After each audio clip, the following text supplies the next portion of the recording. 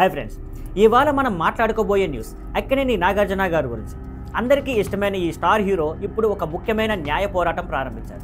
ఏమైంది అంటే, ఇటీవల నాగార్జున గారు ఢిల్లీ హైకోర్టులో పిటిషన్ దాఖలు చేశారు. అందులో ఆయన కోరింది నా వ్యక్తిత్వ హక్కులను రక్షించండి అని. ఎందుకు? కొన్ని వెబ్సైట్లు ఆయన పేరు, ఫోటోలు, వీడియోలు వాడి అనధికారికంగా మెర్చండేజ్ అమ్మకాలు చేస్తున్నాయట. ఇంకొందరు ఆయన చిత్రాలు, వీడియోలు ఏఐ ద్వారా మోసపూరితంగా మార్చి ఫేక్ కంటెంట్ తయారు చేస్తున్నారు.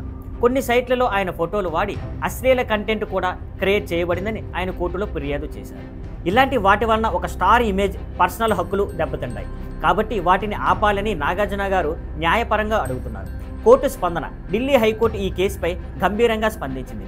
మొదట 14 వెబ్సైట్ URLsను గుర్తించి వాటిని తక్షణమే తీసివేయాలని ఆదేశించింది.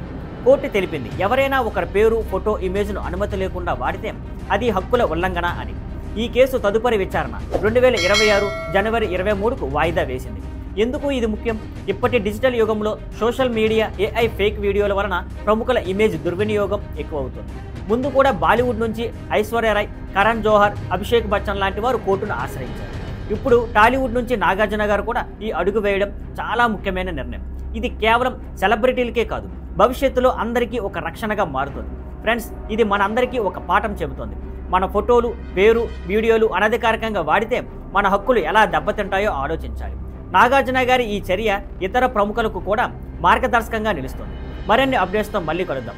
See on Skyflar networks. Thank you for watching. Please like, share and subscribe.